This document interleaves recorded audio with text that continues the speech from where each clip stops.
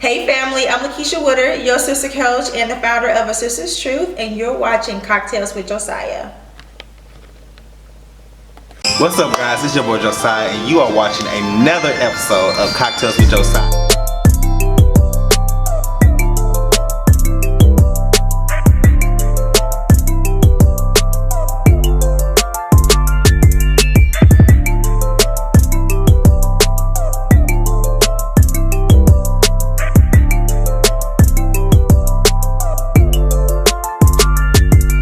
Hey guys, welcome to another episode of Cocktails with Josiah. I have a very special guest here with me today. I have LaKita Woodard, the founder of the Sisters Truth. A Sister's Truth LLC. How are you doing today? I'm doing well. How are you, Josiah? I'm good. I cannot complain. Thank you so much for just coming out on the show. I really want to talk about how you got into started doing your LLC and consulting. Yeah, sure. So A Sister's Truth is literally my purpose in action. Purpose is something that I ran from a long time because it surrounds me sharing my story of surviving sexual abuse. And so, as you can probably imagine, being a survivor of sexual abuse is not something that you really want to talk about all the time. And so, when you have a purpose and a calling on your life, unfortunately, there's no way to run from it. Right. So, at some point, I had to just go ahead and embrace it if I wanted to live the life that was, planned for me. And so I'm, the person that people normally come to in my circle when they need advice, when they need accountability, whatever the case may be. And I'm always helping someone else out. Mm-hmm. And so one day I literally was venting to a girlfriend and was just telling her, I'm always able to help somebody else out, but I cannot figure out what it is I want to do for me. And so she told me, she was like, Keisha, you have, a wealth of information. You're always helping people out. You need to figure out a way to track the results that people have. When you give them advice, package that up and sell it. And I was like, what? Like, right. What does that even mean? Mm-hmm. And so I enrolled in Google University and just started researching all different, terms. I can't even really remember everything I was researching, but I do know purpose was always a part of the picture because I wanted to do something that was purposeful, and ran across a free challenge. And with that free challenge, she had to start a blog because the challenge was all about just making side money from using your natural gifts. And so literally A Sister's Truth started off as a blog and then ended up transitioning into a consulting firm. Just a blog, just helping all types of women from all types of areas. Just sharing my story and just getting the information out there. Mm-hmm. Wow, that is so beautiful because especially in this day and age, there's a lot of women and even men who are broken and who have came from broken homes. Absolutely. Don't necessarily, don't really know how to reach out. So I really love that you're doing that. Thank you. Absolutely, yeah. So pretty much when you started it, what was your main focus as far as helping the other women? What did you see in your lifetime that was oh my God, when I grow up, I have to help these women because I see these women that are broken. Right. So initially, I have to say that my goal as a kid was to become the next Perry Mason. Now, you're probably too young to know who Perry Mason is. Perry Mason. Perry Mason? That's okay. I know, I'm sorry. And I was going to be I'm wait, let me be honest. No, I don't. Okay. So Perry Mason is a TV show, and Perry Mason is an attorney, and he wins every single case. So it's a show that my mom absolutely loved when I was growing up. So I set a goal really young to become an attorney. That's the dream that I chased for a long time. But once I was in law school, the fire to be an attorney just dwindled. And so I decided not to return to law school because I actually got accepted into Thurgood Marshall School of Law. That's how I ended up here in Houston. Okay. And so after the first year, I decided not to go back and just figure out what it is I want to do. And honestly, just from talking to women along my journey, because even at law school, even in a corporate gig, I was always helping somebody out because people were just drawn to me for whatever reason. And so the thing that I noticed was there was always a lack of self-awareness. Like women in particular, like we just truly don't know our true potential and our true strength and our worth. And so because we lack these things, like understanding of these things, it held us back. Whether or not, you know, it held us back from walking into our boss's office to ask for a raise. You know, it held us back from just waiting on that God has, you know, put aside just for us. Are you spiritual or Christian? I am. I'm definitely a God girl. So the one thing was self-awareness. So when I started my company, I really wanted to focus on helping women become more self-aware, because I noticed there was a need for it. And then number two, self-awareness is what helped me to transition from victim to survivor of sexual abuse. Yes. Because in order to become a survivor, I literally had to find out or discover who is LaKita. Right? Because when you go through such a traumatic experience, no matter what it is, sexual abuse, financial abuse, physical abuse, whatever trauma you've gone through, you know, it changes you a little bit, right? It causes you to build up these walls and these safeguards that we, you know, put in place to protect us. And we find ourselves being something that we're truly not, right? And so because I was on a healing journey, and a lot of those walls were broken down, you know, I just needed to just figure out who is this healed version of me. Woo! Yeah, and so I just, you know, took that, my experience of going through my self-awareness journey, and that's what I use to coach my clients. That is a beautiful thing. Thank you. Surviving through that. Yeah. And it's a blessing, you know, since we're both Christians, whatever. It's a blessing that you're able to, you know, survive that and tell your story as well. Yes. Because there's a lot of women and even men who really don't get to do that, you know, like they're still stuck. They still feel like that, you know, you have people that go into the prison system or, you know, they react negatively. You know, people, alcoholics, people who turn to drugs. Depression, suicide. You see suicide happening every day. So it's definitely a blessing to see what you're doing, actually, to reaching out to them and be like, hey, you know what? It does not have to be like this. Like, and I'm glad that you're able to tell the truth to these women as well, as far as just letting them know, like, hey, like this is what's going on with you at the moment, and just be aware, like you said, just be aware. Be aware of what's up, because sometimes, sometimes as us individuals, we feel like we're all over the place. Like we don't really, you know, we feel like, oh my God, like we're so deep into it, we can't even take a step out and look at our situation that we're going in. Absolutely, and that's what self-awareness comes in at, because self-awareness is two-pronged. You know, everybody knows that self-awareness means knowing who you are, right? Great. But the other part of that is knowing how other people see you. Because like you said, sometimes it takes somebody else to see the purpose that's in you, to see the gifts and talents that are in you. You know, because even with me, you know, coming from a broken home, because I was raised in the projects in Chicago Heights, Illinois. So my friend from Chicago, my best friend Darren Darrell. Oh yeah, he's gonna be like, oh my God, I want to meet her. He good people. Hook that up. I would love to meet him. I know he good people. But you know, just being raised in the projects and being raised on welfare, that was a traumatic experience. You know, not having a lot of money, that was a traumatic experience. On top of, you know, the sexual abuse. So just coming from a place of just having that broken mentality and that, you know, broken mindset, if you will. It took God placing certain people in my life to really show me that first off, you are worthy, and first off, you know, you have gifts and talents. These are what your talents are, you know. And so that's why self-awareness is two-pronged. It's knowing who you are as a person. Absolutely. And being aware of how other people see you, because other people sometimes can see in us what we can't see in ourselves. How old were you when you decided, you're like, you know what, this is not something that God has destined for my life? What age frame was you around that?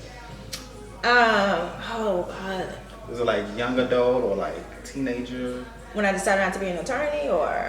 No, I'm sorry, not an attorney, but like just decide to deal with your, you know, your trauma head on. Well, you know what?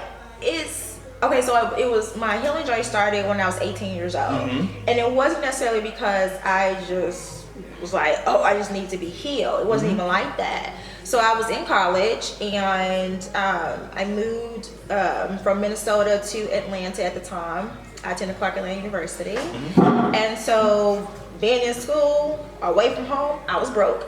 And so there was a campus newspaper, and there was an article in the newspaper calling for students to be a part of Youthful Survivors, which was a nonprofit at the time. And she paid out a stipend. So I joined this nonprofit as a speaker to talk about the sexual abuse. And so the executive director of that nonprofit is the one who volunteered to pay for my therapy sessions. Wow. So that's how the healing started. So it wasn't necessarily, well, I guess there still was a choice, because I could have been like, that's okay. I got you. It's okay, you know, but the fact that she offered, you know, to pay for it, I was 18, so I was just like, well, lady, it's your money, That's so you're gonna pay beautiful. for it, you know? And it just ended up being a benefit for me, obviously. God always has a way of working Always, things out, even when you don't see it necessarily. Even when you don't see it. Yes. Even when we don't see it. We just gotta recognize when we do see it and just go with the flow and just have faith and trust in Him.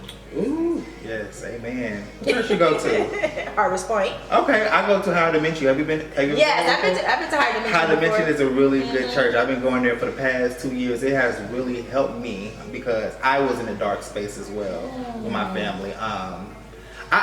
You know what? It's all open game. I talked about this before, but I have been like molested as a child. So, and I have also grew up in poverty. Yeah, so growing up in them things, like it took years for me to, you know, kind of heal from it. And you don't necessarily completely like heal from molestation because it's always a negative thought. So like even when I'm dating different people, I'm like, oh my God, like, you know, it's just my subconscious mind, like, what are their intentions? You know what I'm saying? Like, but I'm glad that I was able to kind of overcome that, and I have started my therapy journey about a year ago. So I'm proud to say that, you know, I have completely like did a 180 turn as far as how I react to certain things. Good for you. You know, healing is not a destination, it is a journey.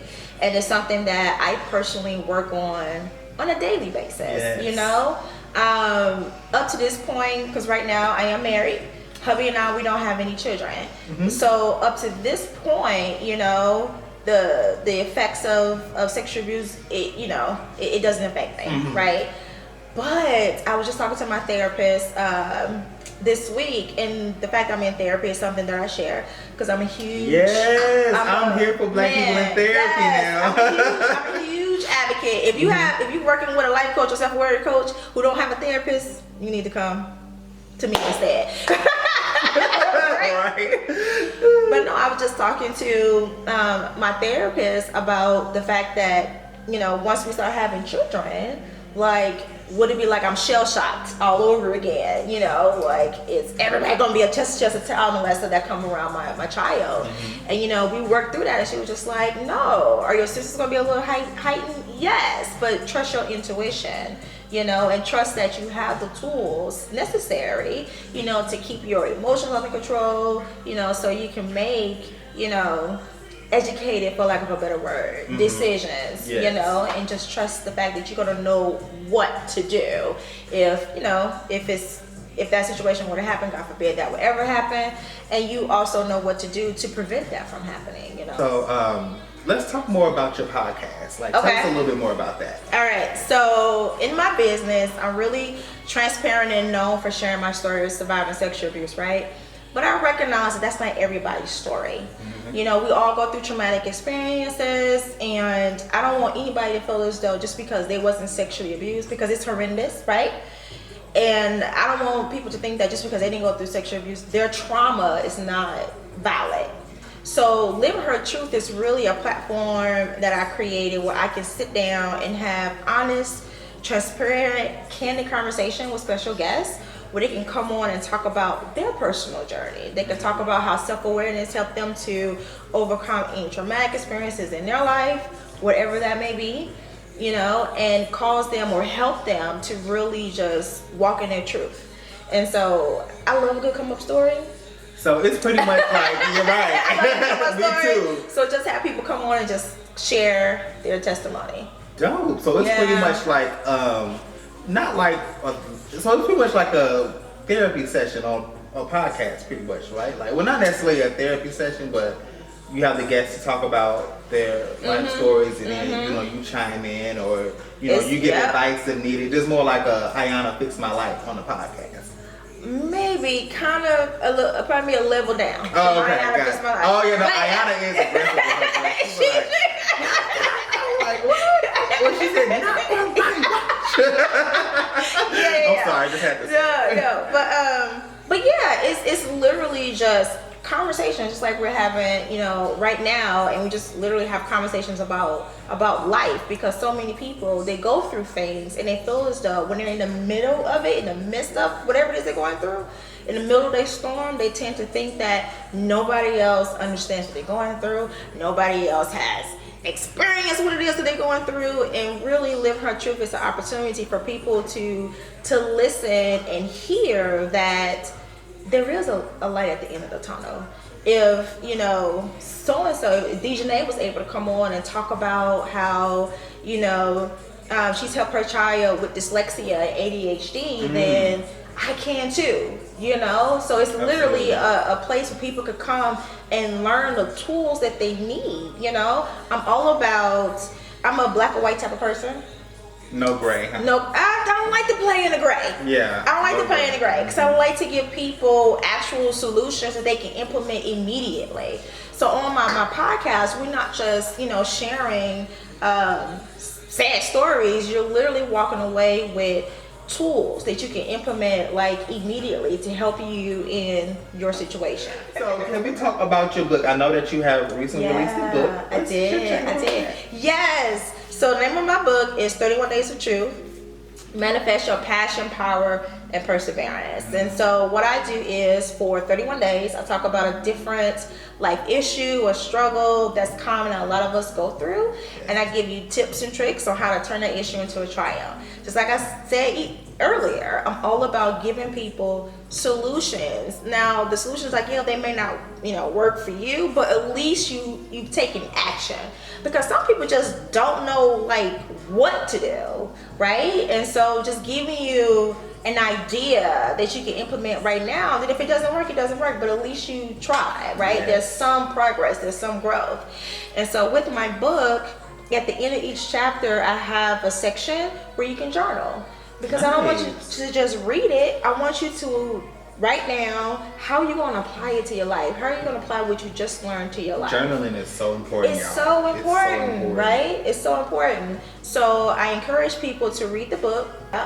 And then, so once you read it through, all the way through, from beginning to end the first time, depending on what you're going through, you can pick a chapter, and go to that chapter, depending on what it is you're going through, and just kind of do a mental shift and a mental pivot to get you back on a positive note.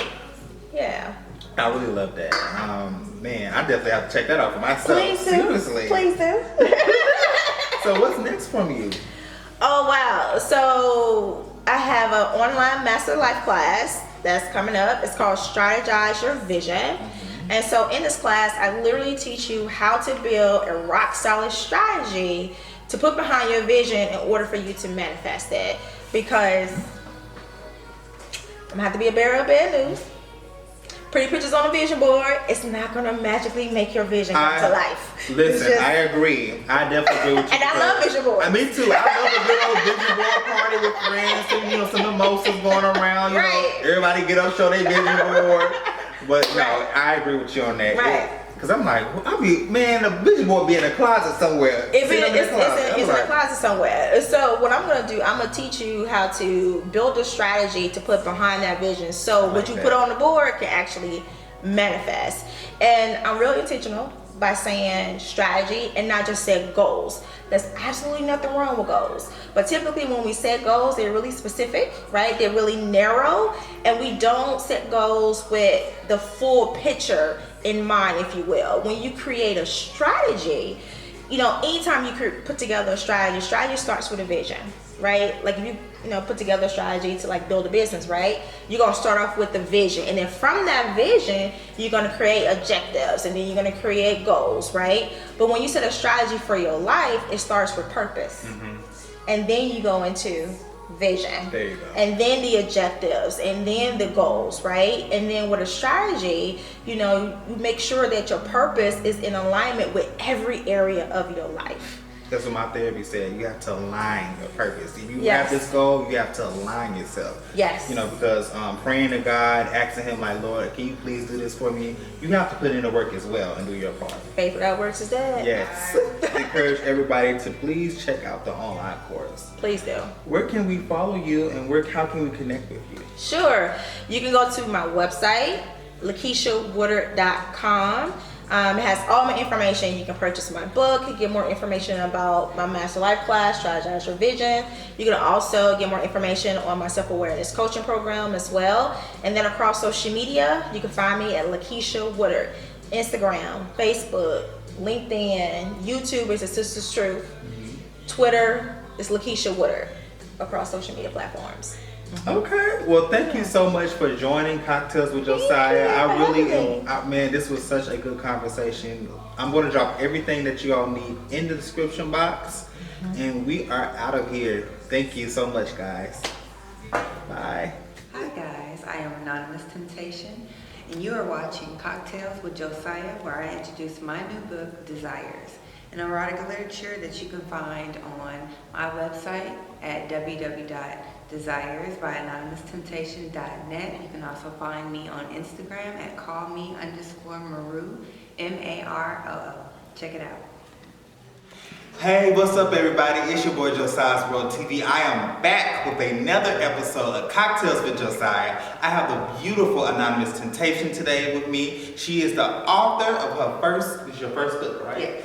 First, her self-publishing book, Desires. How are you today? I'm doing wonderful. I'm doing great. Thank you so much for just taking the time just to kick it with me very briefly. You know, like tell me like what got you started into your book? Basically, I wanted to do something a little bit extra with my everyday routine. Like I said, we go to work full time, you know, just kind of want to do something a little, you know, extraordinary. So I got into audiobooks, and from there, my mom inspired me to, you know, write a book. She wrote one, so I just kind of made it my hobby. Went through it. Have you always been writing books as a little girl, or just something that you just recently started getting into? I would say I've always been a good writer. As far as writing a book, I never really set out with that goal until like recently. Okay. So it's been cool doing something new and kind of out of the box. Yes. What is that saying that they call? You know, she saw when she came, she saw it, she conquered. She conquered. Yeah. There you go. Okay. So what have you been doing before writing books? Have you been like, you know, doing fashion or? Yeah, I've actually been doing some modeling for local clothing brands and beauty products. So I was working with a lot of local businesses and brands and kind of doing fashion shows and photo shoots. So I was dabbling into that as well. Okay, that's good. So let's take it back to the process of you writing your book, Desires. Yes.